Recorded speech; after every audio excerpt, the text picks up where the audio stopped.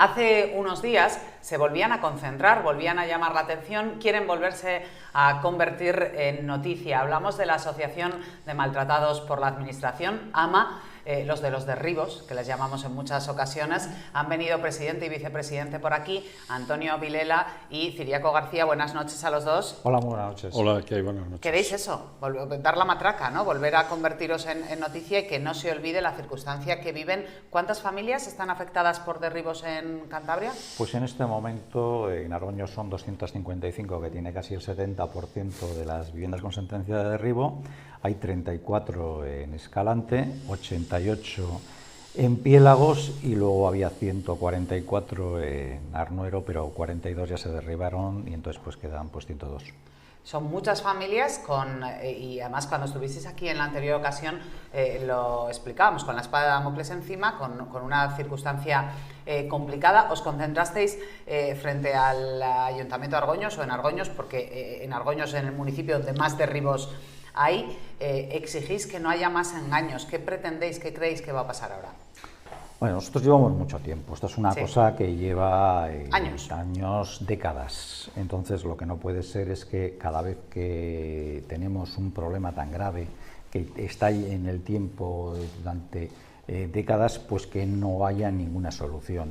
Y cuando se dice que hay esa solución es desde todas las instituciones, sea el Parlamento de Cantabria, que lo ha hecho reiteradamente, pero incluso desde la Unión Europea, desde la Comisión de Peticiones, se ha pedido una solución para los afectados. Y se nos dice que desde las instituciones que la única solución eso es el desarrollo urbanístico, el desarrollo a través de los planes generales. ¿Por qué la solución pasa por desarrollar el plan general? Porque el plan general, la verdad es que lo que hay que hacer es cumplir las sentencias, y cumplir las sentencias es aquello que se puede ejecutar y se puede hacer que se haga vigente a la ley. Entonces, para ello hay que saber cuál es la situación actual urbanística de los municipios, porque si no podríamos estar haciendo una fotografía de hace 20 años a una situación actual. Entonces lo normal es que con el desarrollo urbanístico sepamos concretamente cómo es la fotografía en este momento de esas urbanizaciones, si cumplen la legalidad vigente. En caso de cumplirlas, pues no hay ningún problema, y en caso de no cumplirlas, pues lo que hay que hacer es aplicar los convenios y el derribo, las viviendas de sustitución. Pero claro, eso se tiene que hacer, y lo que no puede ser es que se esté dilatando en el tiempo y nunca se aprueben esos planes generales. Claro, para que nos entienda la gente que no está afectado por un derribo o que no trabaja en un ayuntamiento, un plan general es una cosa que cuesta muchísimo desarrollar, que no se hace de hoy para mañana, que se alarga mucho en el tiempo, que a veces se hace un plan general y justo cambia el gobierno y el siguiente lo tumba. El plan general de Argoños, parece que es inminente. ¿Cuándo podría estar listo? Hombre, se ha aprobado la memoria ambiental hace muy poco. Se ha aprobado con algunas salvedades, con lo cual, en teoría, si todo fuera bien y llegara a la CROTU en un mes aproximadamente, la verdad es que igual en el plazo de 2 meses podríamos tener aprobado definitivamente el plan. Pero es que eso, decirlo, puede ser engañar a la gente. ¿Por qué? Porque esta situación la hemos vivido, y la hemos vivido no una vez, sino varias veces ya. Hace más de aproximadamente 4 años, casi 5 años, el Ayuntamiento de Escalante tenía su plan general hecho. El plan general es el dibujo del pueblo que queremos, para que nos entienda la gente. Del ayuntamiento, este cacho dónde van a ir sus servicios. Eso es. Este cacho que era campa va a tener, este terreno se deja reservado por si hay un colegio. Aquí se puede construir, aquí no. Eso es un plan general. Sí. El plan general es el desarrollo de un municipio, donde van a ir sus servicios básicos y donde se desarrolla el plan. Por eso es tan importante hacerlo, no para el tema de los derribos, sino para la propia vida de la institución, del municipio y del pueblo. Pues en Escalante lo que pasó es que se aprobó ese plan general provisional por parte del ayuntamiento, se fue a la CROTU, es decir, lo que estamos hablando ahora de Argoños ya habían dado ese paso, ya había llegado a la CROTU, y en la CROTU, hace 4 años, pues la CROTU decidió que ese plan no cumplía la legalidad vigente, que podía haber desviación de poder, y ese plan ahora, 4 años después, todavía no ha visto la luz, y es más, da la sensación ya que desde el propio ayuntamiento y desde el gobierno de Cantabria han tirado la toalla, y lo que se va a hacer es simple y llanamente el derribo de las viviendas. Por eso, cuando hablamos del tema de Argoños y hablamos del plan general, nosotros queremos ser muy consecuentes con esto. Se haga lo que se tenga que hacer, pero que se haga cumpliendo la legalidad vigente y sin que no haya ningún problema. Es decir, que si va a la CROTU esté en el plan general cumpliendo todas las leyes, todas las normas, y que una vez de que esté aprobado pueda ir donde los jueces y estos lo puedan validar. Porque si no hacemos un pan como unas tortas y además creamos ilusiones que después de tanto tiempo es muy duro para las familias pues derrumbarse. Pero es que tenemos autos de derribo en este momento que podían darse la paradoja de que se derribaran las viviendas ahora y esas mismas viviendas que estamos derribando dentro de 6 meses, dentro de medio año, se puedan construir porque el plan general así lo permita. Y no solo eso, sino que fuera legal el sitio donde estaban, lo Por cual eso es una auténtica podrían locura. volverse a construir en el mismo sitio. Exacto, con toda seguridad. La CROTU es la Comisión Regional de Territorio, Ordenación del Territorio, que es un estamento superior a los ayuntamientos, depende del Gobierno de Cantabria, que tiene que revisar los planes urbanísticos y las modificaciones de los planes generales de ordenación urbana. Porque claro, es que vosotros tenéis un máster, Ciriaco. ¿Cuánto habéis aprendido de urbanismo en estos años? Pues estáis para concejal de urbanismo, por lo menos. Yo creo que sí, que superamos todo esto ya. La verdad es que son muchos años, porque realmente son 20 años los que llevamos, algo más de los 20 años. Y bueno, pues yo no había oído hablar en mi vida de urbanismo, ¿no? Y bueno, pues gracias a esta facilidad que nos han dado, pues sí, te puedo decir que he aprendido mucho, y sobre todo aquí de la mano de Antonio, que es el artífice de todo esto. Pues bueno, siempre hemos aprendido bastante, sí. ¿Es verdad que hace poco han ido a algunas viviendas donde las familias a medir? Sí, es cierto. Sí, en concreto Ciriaco lo puede explicar muy bien porque es hablado de su urbanización. No, es cierto que han pasado a tomar las medidas ya, pues para preparar el tema de los derribos, para el proceso que lleva una sentencia al derribo de unas viviendas, pues pasa por eso. ¿Quién ejecuta el derribo? Si la sentencia se ejecuta, porque las sentencias de derribo existen, si se decide ejecutar la sentencia, ¿quién se encarga del derribo? Sí, está en el propio ejecución de la sentencia. Antes se licitaba y demás, pero ahora está ya concedido a una empresa pública que es Trasa, que sería la encargada de hacer los derribos. O sea, a estas viviendas ha ido Trasa a medir. Sí, a estas viviendas ha ido Trasa, pues eso, como se suele decir, a tomar la medida del difunto, ¿no? Entonces, ¿Y qué dicen los vecinos a los que les han ido a medir la vivienda? Pues la verdad es que la preocupación es enorme, ¿no? Porque efectivamente siempre estás pensando de que tienes una sentencia de derribo, que llevas muchos años, esto no se derriba, y al final, ya cuando ves tan cerca que ya están tomando medidas para ello, pues al final la preocupación es enorme, ¿no? Una preocupación que, bueno, pues hay un tema además que es la situación por dos partes. Una es la situación jurídica en sí, que lleva su camino, que lleva el camino de la justicia, y otra es la situación de alguien que lleva tanto tiempo con el miedo en el cuerpo de que le derriben su vivienda, y va viviendo esa agonía y la va viendo una vez y otra vez. Y cuando tú ves a alguien que tu casa, en la que estás viviendo, en la que tienes todos tus recuerdos, están tomando las medidas para derribártela, pues realmente te das cuenta de la situación tan grave en la que te encuentras. Y sobre todo cuando ves que las instituciones que te han prometido todas las soluciones, luego a la hora de la verdad esas soluciones no están, y lo único que ves es el derribo inminente de la propia vivienda. Habrá muchas familias que... quiero decir, habrá afectados de dos tipos, ¿no? Unos los que viven siempre con el miedo a que le derriben la vivienda, y habrá también los confiados que piensan que eso nunca va a ocurrir, porque lleváis muchos años. Sí, pero esto es como todo, ¿no? Es el cuento el cuento de nunca acabar, de que esto está ahí, que no se va a derribar. Pero todos somos conscientes de luego que... pasa como en Arnuero y vienen y te lo derriban. Hemos visto situaciones muy duras. Yo siempre me acuerdo de un caso, fue muy famoso, salió en la televisión, pero como todo, lo que es la noticia es noticia hoy, y luego se pasa y se olvida. Mañana estamos y fue el chiringuito de Mingo. No sé si alguien se acuerda todavía del pobre Mingo, ¿no? Mingo tenía una casa y era un bar, y estaba en Ajo, en la playa de Ajo. Y ese era su manera de vivir, y era todo. Bueno, pues una disputa con un colindante acabaron derribando su vivienda. Y lo triste es que año y medio después de eso apareció la famosa ley esta que salvaba a los chiringuitos y el chiringuito de Mingo nunca se tendría que haber derribado. Bueno, a ese hombre le desgraciaron la vida y lo que tenemos miedo es que a muchos les pase como nos le ha pasado al pobre Mingo. Hace no tanto pedíais, la última vez que estabais aquí, explicasteis, que no ha sido hace mucho, explicasteis que pedíais al Gobierno de Cantabria que se quedase las competencias de urbanismo. ¿Hazte tu cargo de este asunto? No solo nos hemos quedado en decirlo, sino que hemos ido al Parlamento de Cantabria y lo hemos presentado por escrito a la Comisión de Peticiones del Parlamento de Cantabria. Este lo ha pasado a los partidos políticos y en este momento pues irá a pleno. Nosotros creemos que si un ayuntamiento tan pequeño como Argoños no es capaz de solucionar los problemas que tiene de desarrollo urbanístico porque no tiene medios, y cuando hablas con el propio ayuntamiento, otra cosa es que el ayuntamiento se opusiera, pero cuando hablas con el propio ayuntamiento y el ayuntamiento está a favor de conceder esas competencias, nosotros creemos que el Gobierno de Cantabria tiene muchísimos más medios, lo puede hacer mucho mejor y en menos tiempo.